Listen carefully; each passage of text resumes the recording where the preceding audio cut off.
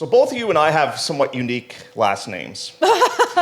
Yeah, sure. Yeah, we both do. So for me, like I have all kinds of nicknames. I don't really. Oh, do we need to get into They're not really this? great ones though, like Bratsky, Yours aren't great? Bradster, Braddy. But I've never been called like something like the Money Man. Well, you guys call me Blowster. I'm okay with that. Yeah, But so that's about it. If you're wondering who the Money Man is, it's Scott Zeron, son of Rick Zeron, who we know very well around these parts. And did you know that I have a Scott Zeron rookie card? You do? I do. Do you want to see it? I'd like to see that. Alrighty, yes. here we go. Check this out. Some viz of my rookie card of Scott Zeron.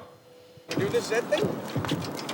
We've done this for a while. Well, that's my new I was 16 years old, I got my trainer's license, and then at 18 years old I got my driver's, and I've been driving ever since. My dad never really pushed me at all. He just told me, he said, if this is what you want to do it, but I'm not pushing you at all to follow my footsteps. Then at 16 years old, he told me, he said, you want to go behind the gate? And I said, absolutely. And that's how it started. The best part about driving has to be winning. Every time winning feels just as good. So a Gretzky rookie card is worth a lot of money. I wonder how much this guy's rookie card is worth there. It's kind of the visual one. Scott, that brings back some memories, a trip down memory lane, back to your youth when you used to come to the racetrack with a briefcase, with programs and crackers. Yeah, it does. I was always such a big fan of watching my dad race, and then obviously you're going to see me do the Zorro in the winner's circle there. Haven't adapted it myself. I would have loved to when I raced Atlanta. Probably the most fitting time to do it when we won the Hamiltonian together. But my whip broke down the lane, so I wasn't even able to bring it back to the winner's circle because that would have been the ideal time to do it. I mean, That's pretty amazing. Yeah. One of the things when we saw that early footage of you, you're probably, 18, I would say, in that video when you're talking about being a driver. I had read an article that the very first drive you had was at a B track, and the horse basically pulled your arms out of the sockets, and your dad said to you, so do you like it? And you said, no, not at all. And you decided that you wanted to go and start working out at the gym because, you had to turn those pipe cleaners into some major iron, right? Yeah, and I think that's a really, really fitting story to tell young drivers starting out because, strength is only developed really through timeless amounts of races that you're in. So, yes, my very first drive, I couldn't hold the horse. I got him in sitting fourth, and it was only a matter of a few seconds before I had to move him back first up by himself.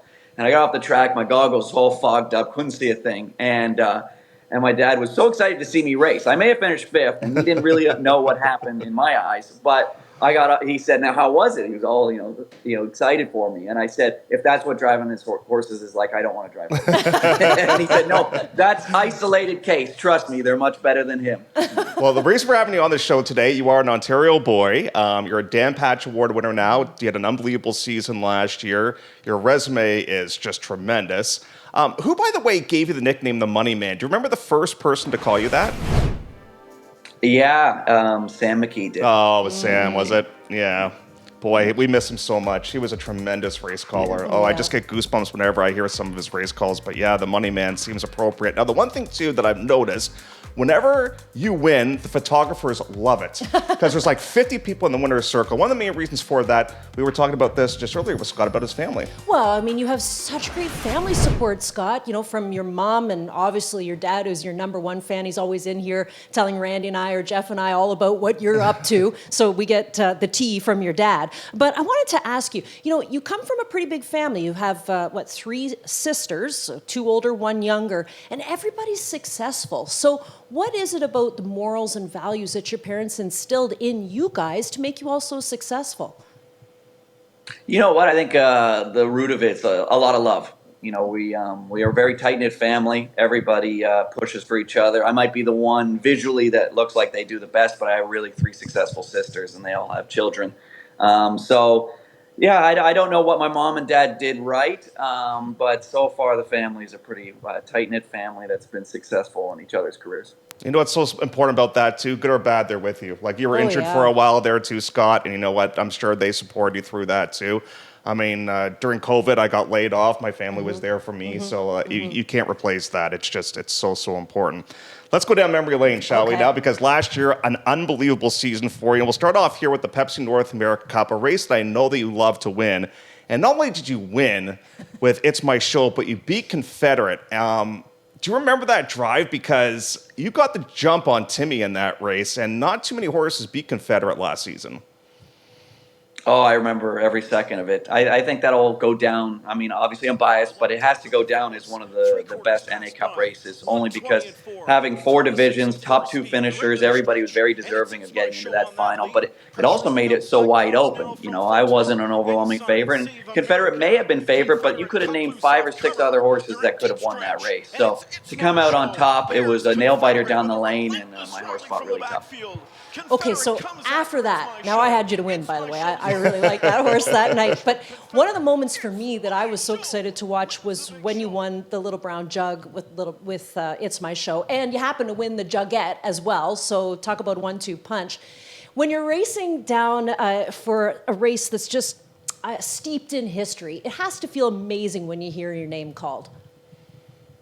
It does. I mean, not saying it was a surprise. On the Jugette side, the horse that I won with was a surprise because I actually had one in another division that was my overwhelming favorite, and she didn't race well. She was sick that day. So to have won with You Can Do a Blue Chip was a surprise to Linda and I, but we were very excited about it. She won her elimination and final.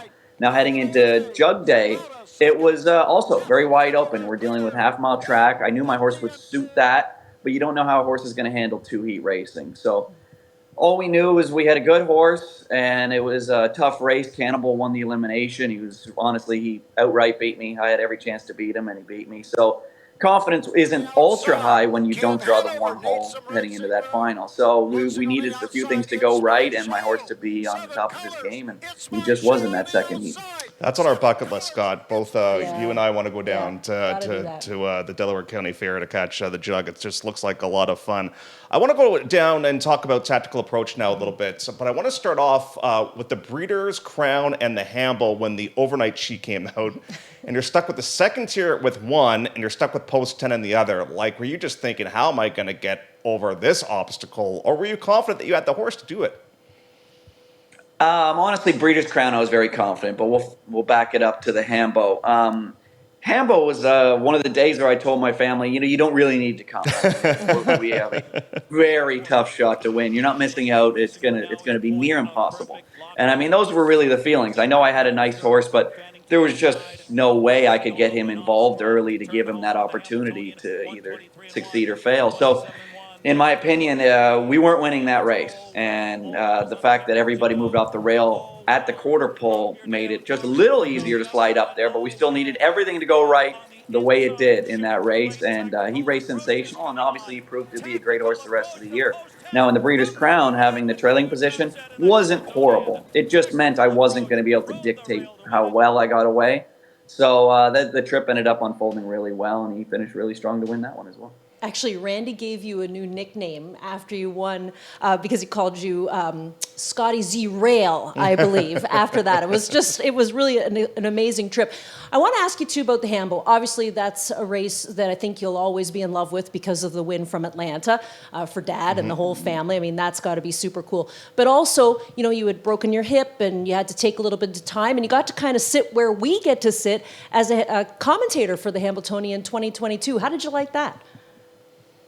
I enjoyed it. I was in a little bit of pain that day. I didn't really think I was going to make it, and I'm really happy I did because it was so well received. I had more text messages after that 4-race commentary than I did any Hambo win I've ever had. So maybe people were surprised or just impressed with, either my speaking or picking winners. I don't know what it was that day. But you have to put yourself in my shoes. I'm used to Q&As where you guys throw up the ball and I just hit it. It's quite easy when you're not the one proposing the questions. You're just answering things that you know very well. So as much as I can be introverted, if you're talking about things I know extremely well, I will be extroverted. And that's really what that was that day. Dave Little was great beside me and it made it very easy. And you're talking about 4 races where each 10 horses in all 4 races are all champion horses. So it's very easy to say good things about great horses.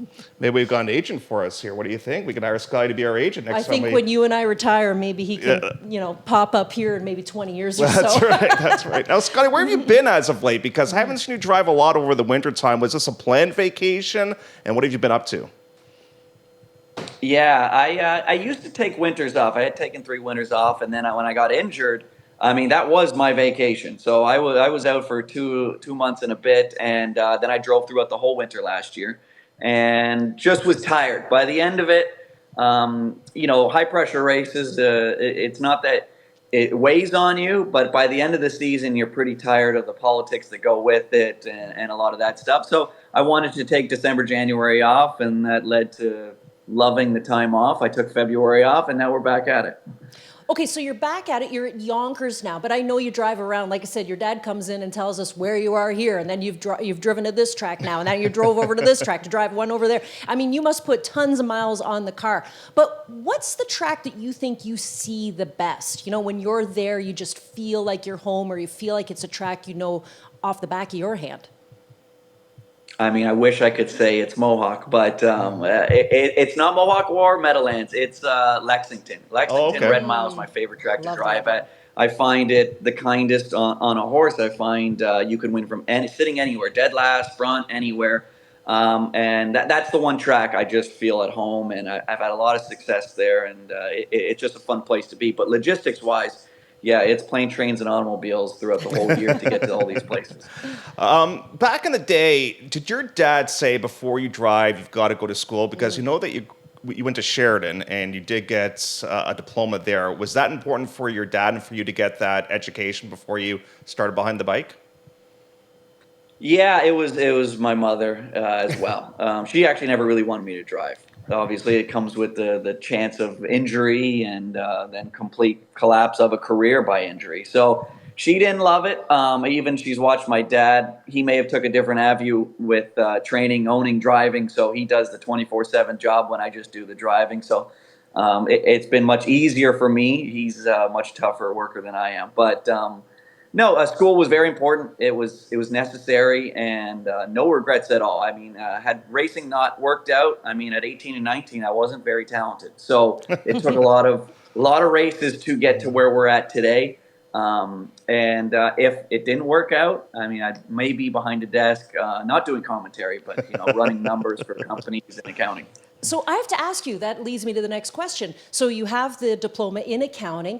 You must be really good with your money. I mean, one of my pet peeves is that some young drivers, some young jockeys necessarily don't get the training that they need in how to handle this massive amount of money that seems to come your way really fast. How do you invest your money, or maybe what's some of the advice you'd give to a young driver or a young jockey out there?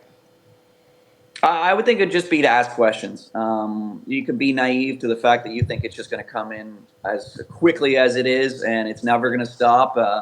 And then you get in an accident, and even just having 2 months off, you realize you're living a lifestyle that requires you to keep doing well, and it shouldn't be that way. So my thing was, as the king of sports really is horse racing. All these owners are so successful in their own fields. Each one of them has something to offer as to how they've kept their money, how they can invest in the amount of horses and stake horses they do.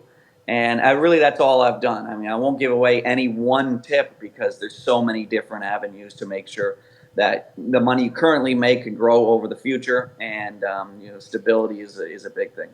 Well, I think I speak on behalf of all the harness racing fans. We're proud of you. You did an unbelievable job last season. You might race in the States most of the year, but we still view you as a Canadian. Scott, congratulations on your success, and thank you so much for joining us here tonight. Thank you guys very much.